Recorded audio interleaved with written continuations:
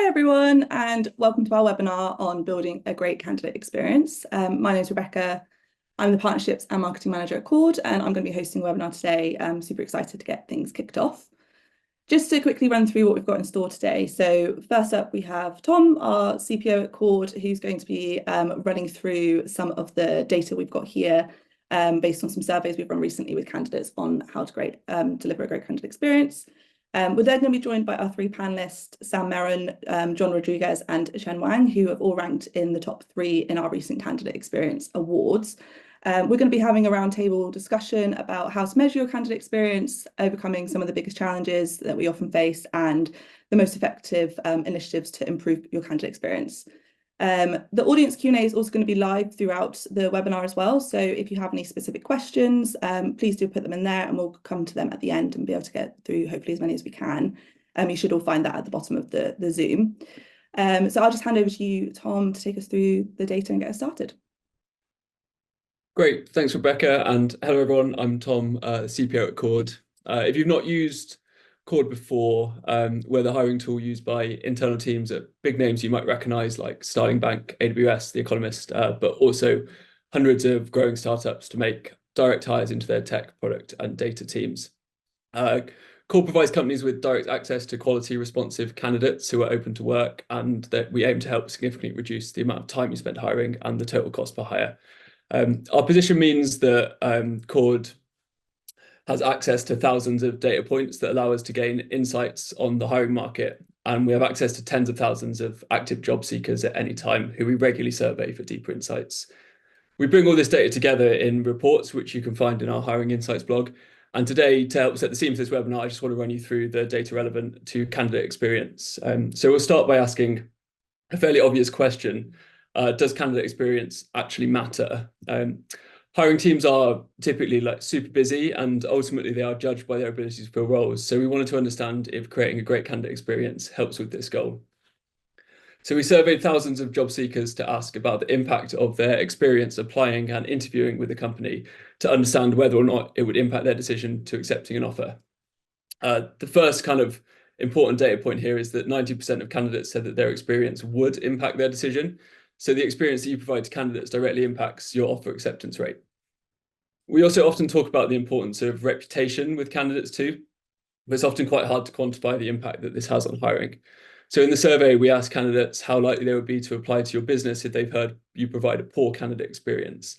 And 75% of that group said that they would be not at all likely or unlikely to apply if they had. So this means that prioritizing candidate experience will not just lead to more offers being accepted, but you'll also get more people applying to you at the top of the funnel as well. We want to dive into this a little bit further to not just ask the question of whether or not it matters, but what affects candidate experience. We wanted to ask the question, trying to understand what were the key pain points that candidates had that made them feel that they'd had a poor candidate experience. So we asked a broad question in the survey to understand this, and the top 3 issues by a considerable margin are listed here. They're probably unsurprising, but they're worth highlighting to everyone in a bit more detail. The biggest pain point is the lack of feedback. 52% of candidates said that they are frustrated with not receiving regular or sufficient feedback. The second biggest pain point is a lengthy interview process, with 49% of candidates saying that they find this frustrating. And interestingly, 84% said that they would be put off by 4 or more stages of an interview process. And the final one in the top 3 was long technical assessments. So 40% of candidates were frustrated by long technical assessments, and 61% said they would be deterred by technical assessments that take more than an hour. So to quickly summarize those important points, hiring teams should care about candidate experience, because a poor candidate experience can lead to fewer offers being accepted, as well as fewer applications overall. And the highest leverage places you can affect the candidate experience are overcoming the pain points that they have when it comes to a lack of feedback, long interview processes, and lengthy technical tests.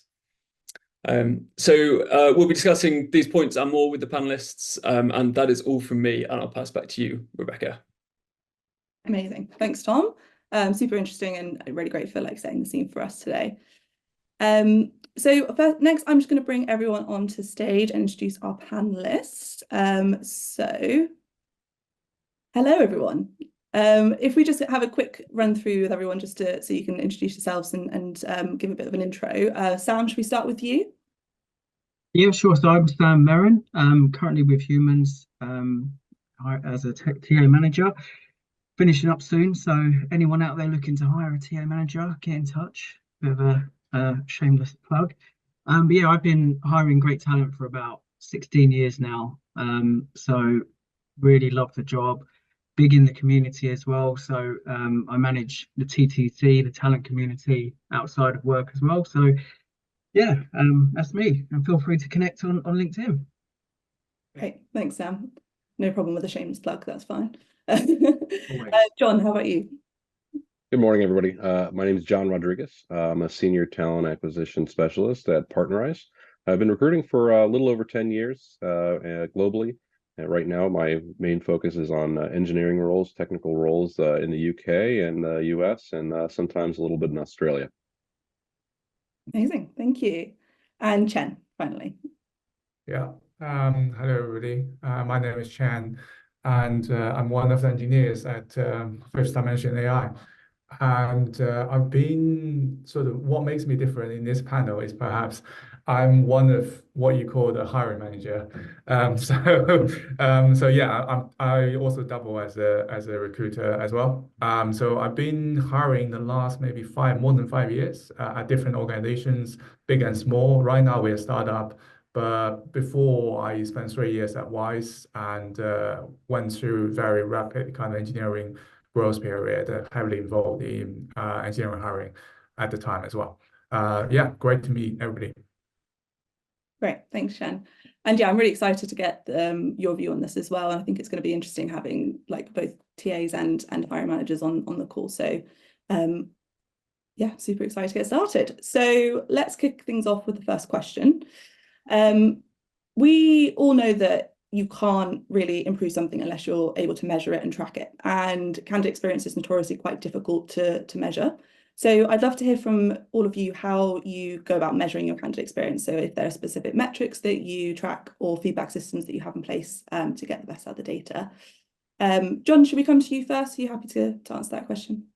Absolutely. And I think the data that you presented too was really interesting.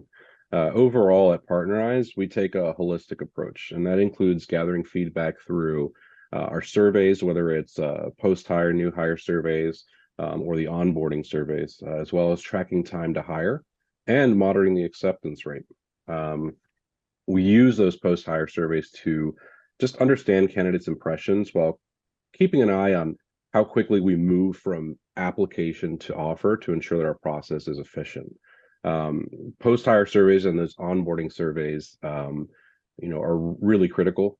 We ask some pretty specific questions, things like, was the interview process explained to me by the TA team or the recruiter during that initial phone screen? It's really important to us to know that when the candidate began this process, that expectations were set. This is how many rounds we have. This is how the rounds are going to look like. That sort of thing. I think when candidates have an idea of what to expect, the whole process can go a bit smoother. We also ask things like, was the interview process progressed in a timely manner? I think, again, another critical metric that we measure. And I think lastly, the offer acceptance rate. I think that one might mean the most to any organization, right? We're putting offers out there, we're investing time. How many people are saying yes? I think it's one form of indication of that candidate experience. And it might not paint the full picture for that one specific metric, but it does at least at minimum show us and our stakeholders that when a candidate reaches the final stage, they're satisfied. And if a candidate is not accepting, why? What's the reasoning why? Let's record that. Let's include that in our reporting, and let's try to identify if there's any trends or red flags. Mm-hmm. Yeah, absolutely. And do you have a benchmark for that offer acceptance rate that you work to? We do. And I think in our heads, we're always thinking 100%, right? We want every single person to accept. But right now in our organization, we have set at a 90% offer acceptance rate. We're currently sitting at a 96. So we are exceeding that goal. We're very happy with that. And every year we take a look at, our hiring and move the line a little bit. That's super impressive. 96%. Yeah, I think most teams would be happy with 96.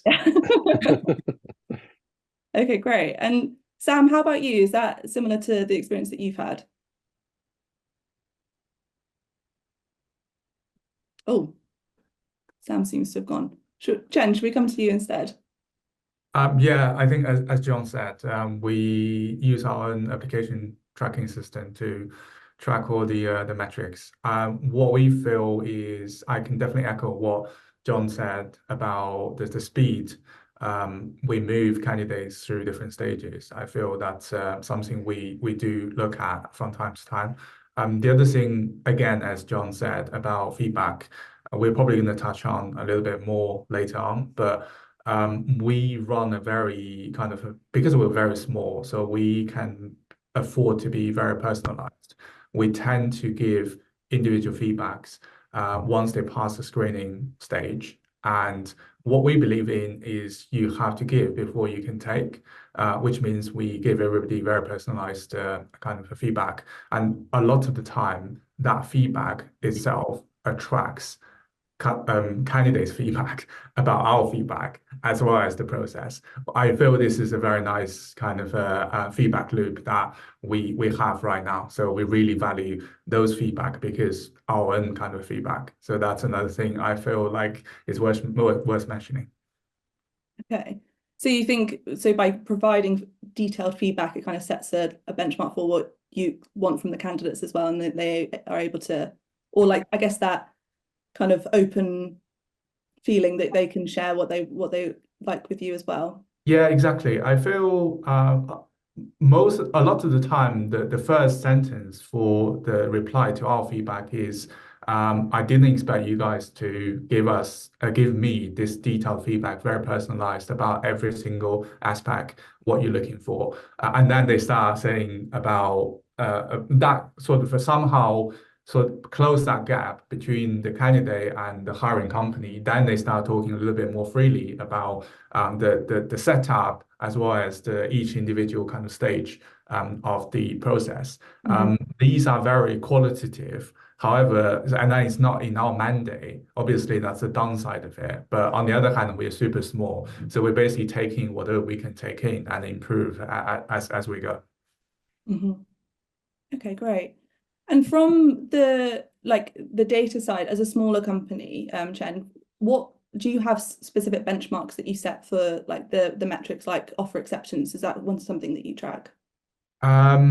We see a sort of similar metrics, but on the other hand, because we're super small and we are hiring just one particular engineering role, generally it's very easy for us to tell which stage it suffers the most drop off. For us, it's probably the kind of final from the technical interview to final, and that tend to be the kind of biggest drop off we see. We do see them quite clearly from Teamtailor, which is the application tracking system we use. Drop off generally means that we really have to dig a little bit deeper into what exactly is happening. Is it because of us, or is it because the top of the funnel, or is it because there's particular stage where we see the drop off that the sort of stage setup is a little bit problematic? That basically give us a clue, and then so we can dig kind of deeper sort of towards sort of improving that. Yeah, okay, great. I think Sam might be back with us. Let me just see if he's ready to go. We might give him a couple more minutes to get himself sorted. I think he's having some tech issues. 1 second. Oh, no, And I had a quick question for you whilst we wait for Sam as well, because like, I mean, your position is not a TA, you know, you're a founding engineer. I assume that you have a whole bunch of responsibilities that sit outside of recruitment as well. How do you manage to make the time to make sure that you're giving people detailed feedback? And do you have any techniques to help do this kind of like more efficiently? Yeah, it's a great question. So basically, we collect feedback anyway. So everybody that sort of who's involved in the process so far, we collect those feedbacks, and that tend to be able to feed into the final kind of a template. as in this particular stage, that's the positive, that's the negative, this particular stage, positive, negative. We do filter before we send out, just to be on the safe side, because clearly you can't just kind of send out all the kind of feedback to candidates. So we have to kind of filter out certain things before send out, doing the QA. Then I think that generally it tends to be maybe 5 minutes, 5 to 10 minutes for one feedback if I have all the feedbacks that I collected already. It's more about chasing people to fill in their kind of feedback. The actual editorial for the email tend to be very, very speedy. It's more about just people filling their kind of feedbacks. And also, as I said, we only send feedback after screening call. So we tend to give them very short feedback if we are rejecting post-screening. But there are relatively smaller number of people who are going through the tech interview, the final on-site interview, etc. I feel even if it's beyond 10 minutes, maybe it's 20 minutes, 30 minutes, I feel that's something we should do because we are spending enough time with those candidates. And I feel that's our responsibility to give them some very valid feedback. Okay, great. And John, I just wanted to ask you actually, with it sounds like you do quite a lot of reporting on metrics. Do you have like a cadence that you do that? Do you do that monthly? Do you do that quarterly, annually? What's the cadence that you work to? So our leadership requires it monthly, but once you kind of get into the data and you understand how things work, it's hard to stay away from it. I kind of take a peek a little bit more often than maybe I should. Again, I'm not trying to be completely motivated by metrics, but I am hyper aware of them. And I am aware of, if there's a drop off, maybe in a particular interview stage, or maybe if an offer, doesn't get accepted. I know the report's not due for a couple of weeks, but I'm already thinking about how that might affect it. Yeah, I would say for sure, it's done often enough, but I'm in there more than required. Yeah, I get that completely. Me and Tom are like that if we're ever working on a project that has any sort of metrics. So yeah, dashboard refreshes. Yeah. Sam, welcome back. I think Sorry, technical issues. that's okay, no problem at all. We were just really wrapping up that first question. I don't know if you have anything that you'd like to add around how you kind of track and measure your candidate experience. Yeah, so I was same as John and Chen, really, like all of that stuff that they measure, and I think I cut out halfway through Chen's. But some other points to add for me is having a talent pool and people growing like in your network from people who haven't got the job. So if you give the right feedback, or even if they don't make it through to interview, make the message that you send out an important one about, sorry, it's not the right time, but please keep in touch kind of stuff, connect on LinkedIn. You start building up people like followers on LinkedIn and people in your talent pool. You can utilize your ATS to build your talent pool. Then you can start tracking who comes through the next stage. When you go to hire that job again, who's come through from the talent pool. And if you've made a hire from someone that's applied before and stayed in touch with the brand and hired from that point of view, I think that's a real win. So you can track those kind of metrics on talent pool and external, like building the community. And I see a lot of companies do it where they invite people to their LinkedIn. We might not have a job, but stay in touch through our news and stuff like that. So that's something I'd say outside of the hiring process metric, which you can do. But yeah, what John and Chen were saying was pretty spot on. Mm-hmm. That's super interesting, actually, and that's something that I think that's a metric that's not often talked about when it comes to candidate experience. And I think that's a really important one and a good excuse to really nurture that talent pool as well, which is again often forgotten. So yeah, super interesting. Yeah. Let's move on to the next question. So next, I'd love to just dive into a bit more about like the key challenges that we all face when trying to deliver a great candidate experience and how we can overcome those. So basically wanting to talk through some of the biggest challenges that you guys are currently facing and what you guys are putting in place to overcome that. So Chen, should we come to you first? Are you happy to answer that one? Yeah, sure. I think for us, it's obviously as a small company, also as every single one of you can tell, we don't have a recruiting function right now in the company. So time really is the very key kind of consideration for us. I think there's many ways to solve that. Generally, I find just not sort of generally, I think not saying too much about you guys, Cord. It is a very good platform to use. And once you sort out the first initial kind of very big batch of candidates, generally 5 to 10 minutes every day, and I can look through all the candidates at potentially at the top of the funnel, and then that's really, really helpful. And there are certain times that the sort of time are well spent. You just can't save. For example, spending enough time with the candidates at your design kind of stage, getting the outcome. These are the things we just can't really save. And then the other thing I would like to mention is, other than time, I think given candidates the respect they deserve, I think that's very, very important for us. We are very opinionated as a company, opinionated as a design and hiring process. However, one thing doesn't change is we want to treat people the way we ourselves want to be treated. So I've been on both sides of the table, and I somehow knows what a good experience looks like and a bad experience looks like. So I definitely don't want to impose any sort of bad experience to any of our candidates.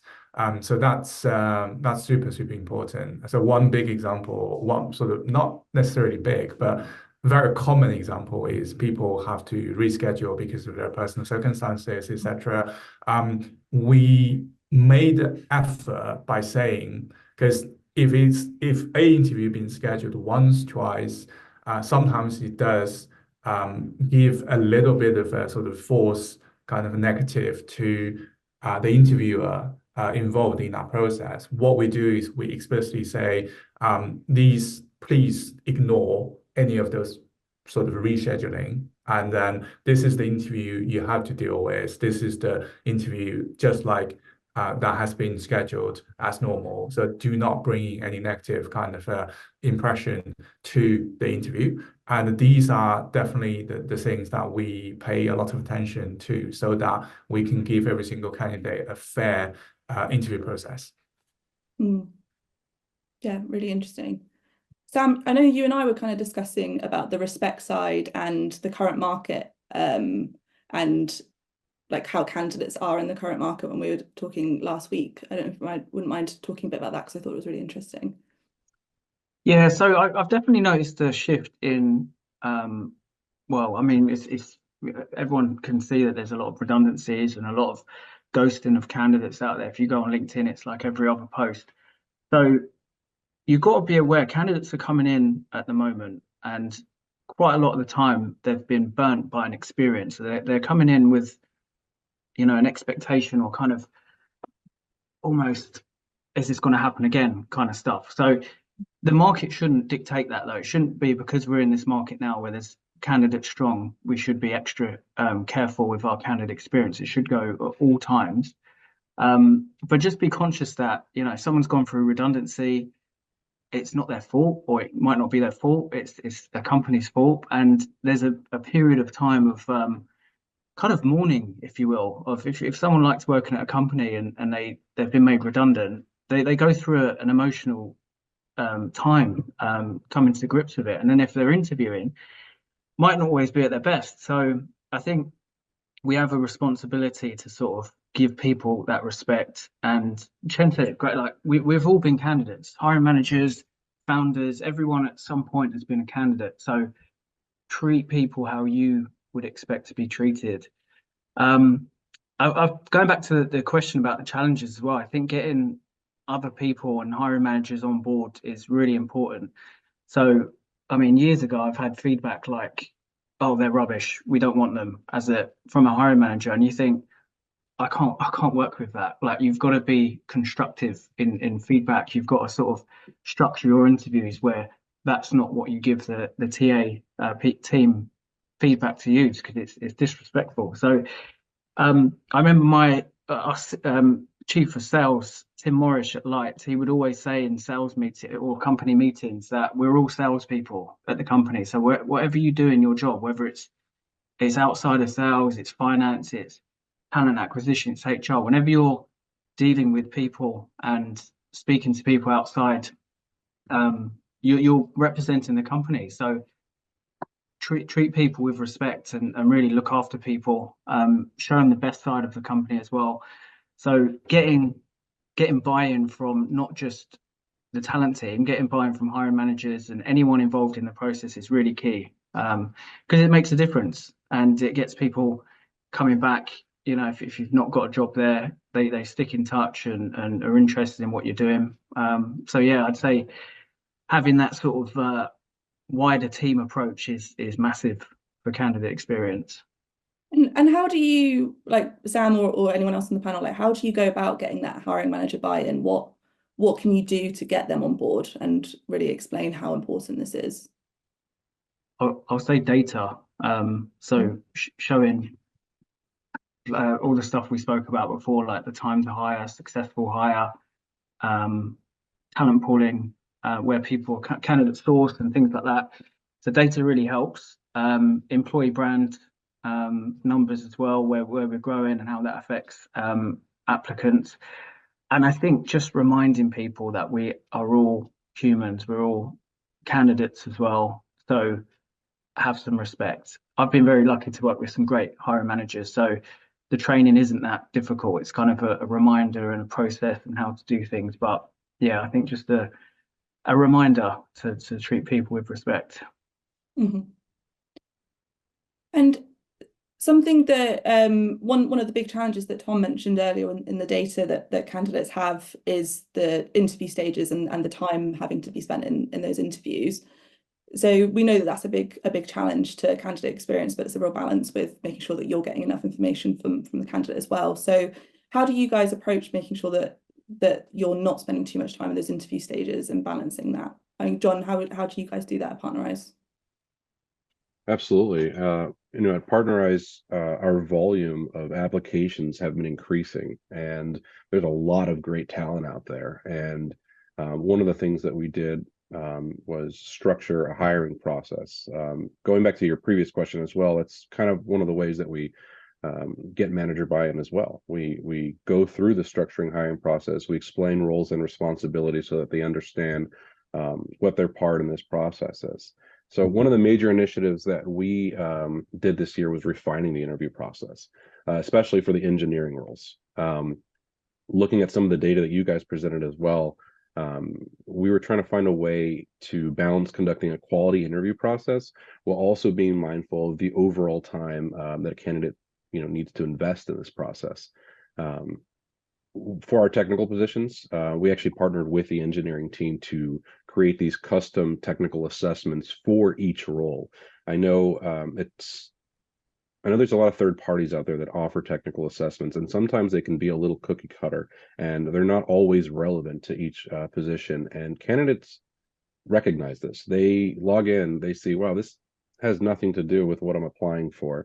And on top of that, it looks like it's going to take me 2, 3, 4 hours to do this. Some of the data that you showed us earlier shows that there's a huge drop off with candidates, not just in experience, but just maybe even completing the actual assessment. They might just abandon the assessment altogether. So we really took the time before our requisition was even published to create these custom tests. They were taken by members of the engineering team that this candidate would potentially join to make sure that it's relevant. We also made it a point to restructure the amount of interview rounds required while still maintaining quality.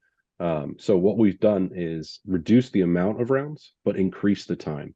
So this isn't going to be the same thing for every position, but for one technical role, we may make it a 3-part process. The first step being, hey, you're going to have a screening call with a member of TA, ensure minimum qualifications, set expectations with the candidate so they understand what to expect going forward. And if everything goes well and the candidate likes what they hear as well, we move on to the second step, which would be a technical assessment. And again, this technical assessment is explained to them.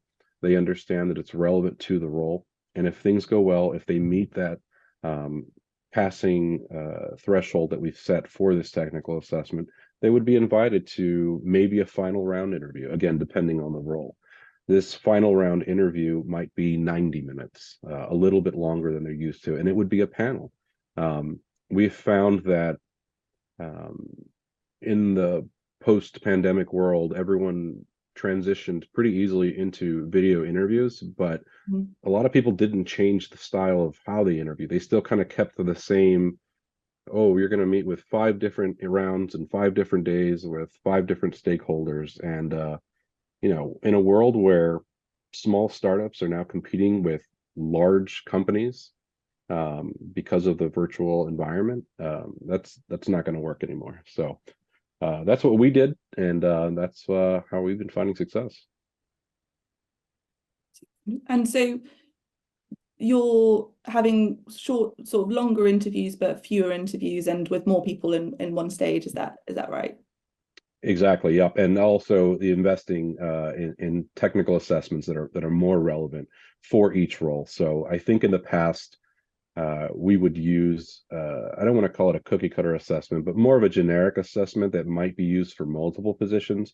And candidates can tell, wow, this has nothing to do with me. So Yeah. we invested more time with assessments for each role, as well as reduce the number of rounds while making them just slightly longer. Yeah. Okay, great. And like Chen, Sam, have you had similar experiences when it comes to interviews, and have you made any of those changes? I'll let you go first. Okay, cool. Thanks, Sam. Sorry, that was confusing. I asked both of you at once. Sure. I think as John said, we have done something similar, which is we used to have a few steps post technical interview about kind of meeting other non-engineering part of the company, and then the final kind of culture interview. We now sort of group 3 interviews post technical interview together, and we actually invite people on site to our office to do that all in one go.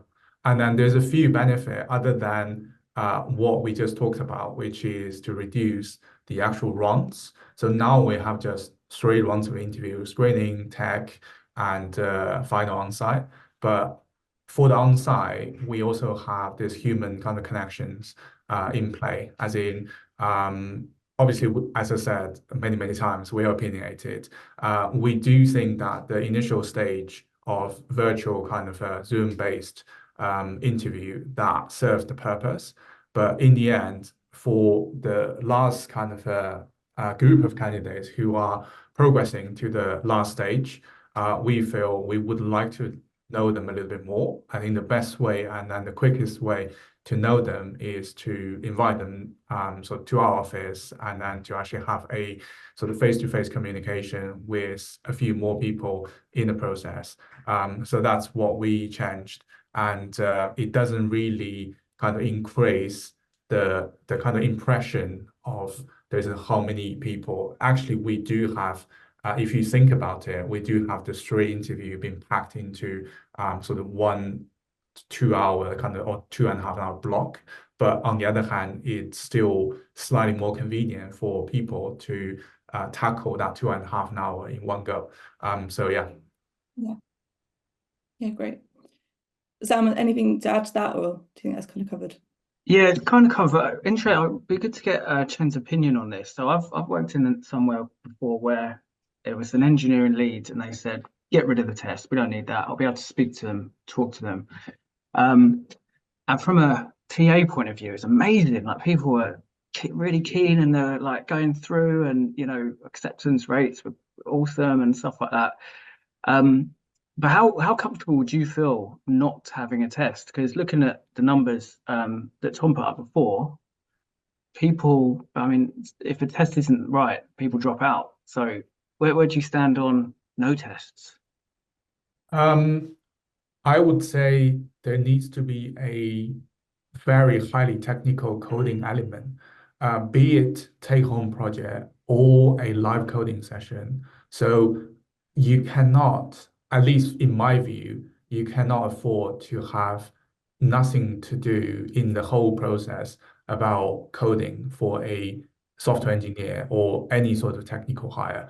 I feel you need to have that window to very quickly look into what exactly the candidate can do as well as prefer. I think the second point about the preference is also quite important, because given any sort of best engineer you can find, they still have their preferred way of doing things. That may not actually be the way you are looking to hire. So there's a different organization, let's say a principal engineer out of Google, it may not work that well compared to somebody who has tons of startup experience, scale-up experience, so did something from 0 to 1. So we would definitely prefer the second. And then the way they approach coding, engineering tend to be a little bit different. So these sort of coding-based tasks is a way to say how they approach the problem. Can we actually see a match here? Generally, in the previous company, in this company, we have a highly customized take-home project that's highly relevant to what we do. You can't really find it anywhere else. So that, I think a lot of the candidates actually find it really interesting, especially the type of people we're really kind of looking for. They are curious about what we do, and then this is actually a window for them to see what exactly we're doing. It's a minified version of one of our key components. We ask them to do it. In the previous company, we basically give them choices. So either you do a take-home, or you do a live coding with me or one of our engineers. So some people may choose a live coding 30 minutes, and then that's also quite intensive, but it suits different type of engineer. Some engineer want to take their time, do the best work. Some engineer are very spontaneous. They are very confident about the coding. They're very comfortable with pair programming as well. So it's the type of kind of people we give them the choice. But I would definitely say no coding task would be something I find it really, really difficult to run engineering process. Yeah, it's hard to because it's an opinion at the end of the day, isn't it? And it's not based on fact. So I get that. Your point on specific to the role and the company is really good. I've done that before, where the data science role, and it was actual data from the work that they were doing and solving problems, and it kind of gives you a window into, okay, what's my day-to-day going to be like? So I think that's a really good tool that you do, because it's like a day in the life, isn't it, in a way, of what it's going to be like to work with you. Yeah, I think actually it kind of takes us on to the next question really well, because the next question is just around what like proactive initiatives have you guys put in place that you think is going to be that could improve candidate experience? And Chen, I know that we discussed a really interesting thing that you guys are about to implement, which is quite relevant. If you wouldn't mind taking us through that.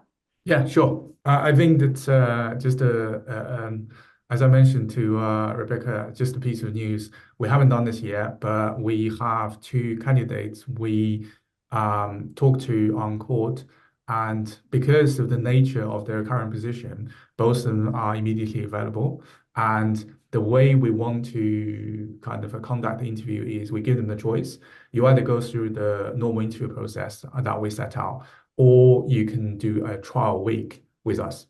Because you are immediately available, and we feel that's a viable option if you decide to go for it.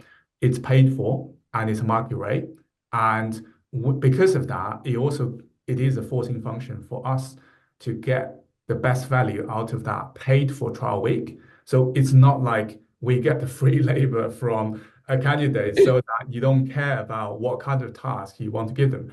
The worst case scenario is no hire, but you still want to get value because it's paid for. It's like a 1-week contract. We already have work kind of lined up for the 2 candidates who are going to start the trial.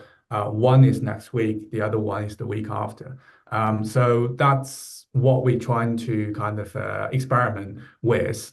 And it particularly suits the candidates, as I said, who are immediately available, because otherwise there are some practical issues you have to get around it. For example, the copyright, if you do any work, if they're still currently employed by another company, it's it's very easily, it will get very messy. So the only way we can do that is they currently are not employed by any company. It could be a career break. It could be just coming out of a startup period and then they want to take a rest and then going back to the sort of workplace, etc.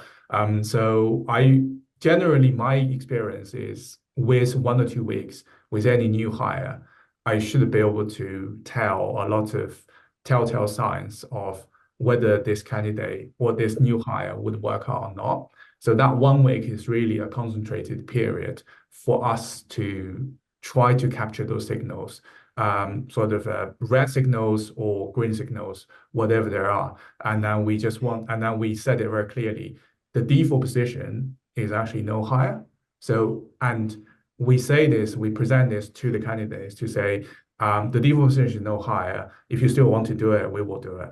And Friday afternoon, we're going to give you a review and feedback given, as well as a decision-making kind of process to give you the view about whether this is offer, whether this is no offer, and why. So that's how we want to do it. And then the experiment starts next week. So I'm definitely looking forward to it. Yeah, I can't wait to hear how that goes. That's because I've heard about people paying people for their time for technical assessments, and that was interesting, but you're kind of going above and beyond. Super exciting.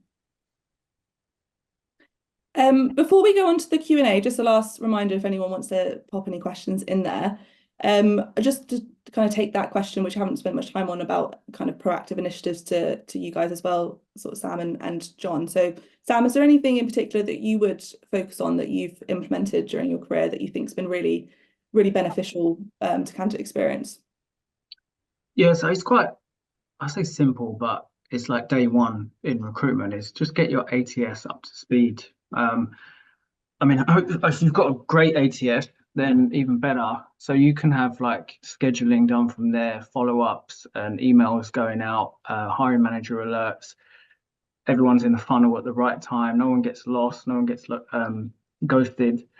So I think just having your ATS, like what you put in, you get out. So I've worked with an ATS before, I won't name it, but it just wasn't very user friendly. So things would happen. But yeah, if you get a good ATS, then keep it clean, keep your data up to date and keep your candidates informed. It's kind of nothing revolutionary, but it really helps. Yeah, great. And John, anything you would like to add onto that? Yeah, absolutely. So I think oftentimes that when we think of initiatives or solutions, when making improvements, we think it's going to be super complicated or expensive, you know.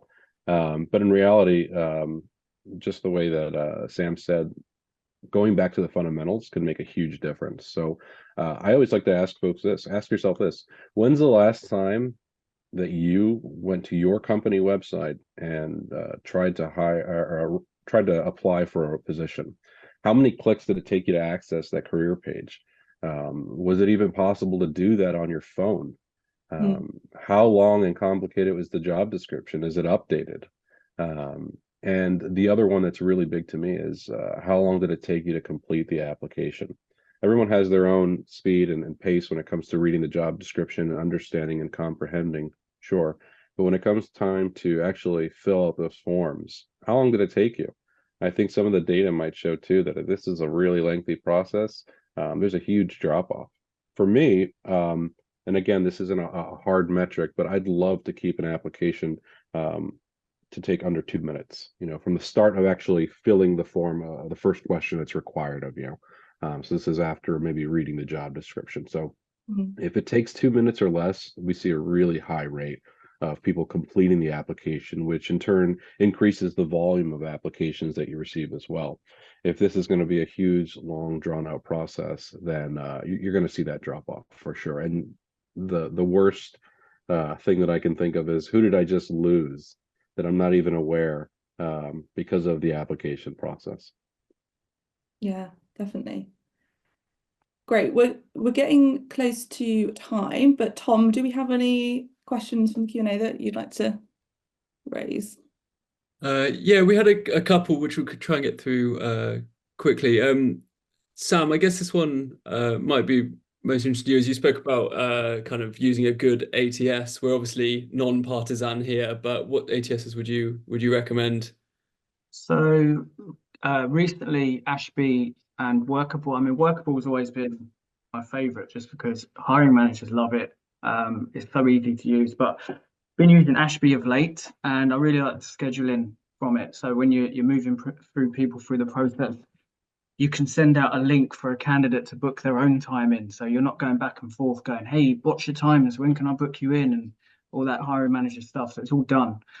And it's just a really easy platform to use. Also, whilst you're here, Cord is a great platform. So another shameless plug, but yeah, I've been using Cord for about 4 or 5 years now. And it's great. If people move through, like the user experience from our point of view is great. And people are kept up to date as well. So use Cord is another bit of advice. I promise you haven't paid Sam to be here. Checked in the post. John, one for you. You mentioned a bit around the kind of experience of actually applying for a job. Is there any like broad lesson that you could give to people there who might be looking at that for the first time around things that might make a real difference? Yeah, partnering with your hiring manager. Again, preparation before a rec goes live, I think, is key. Looking at those job descriptions, when was the last time it was updated? Senior software engineering can mean many, many different things, and they could have a very specific task that they're looking to hire for this time around. So don't just use the one that was created 2 years ago by the last hiring manager. Pull it up, review it, take a look at it, and then not to go into a whole separate thing, because we could probably have a whole webinar on this too, but unconscious bias. How is this job description written? Is it keeping anyone from applying by using certain language? We want to make sure that we're inclusive with our job descriptions as well. So just go over them, update them, and post it. It goes a long way. Awesome. Cool. I appreciate we're running a little bit over, so I'll pass back to you, Rebecca. Amazing. Thanks, Tom. So yeah, that's all for today. Thank you, all three of you, for joining today. I've really appreciated your time, and that was a super interesting discussion. So hopefully that's given everyone some great things to take away with.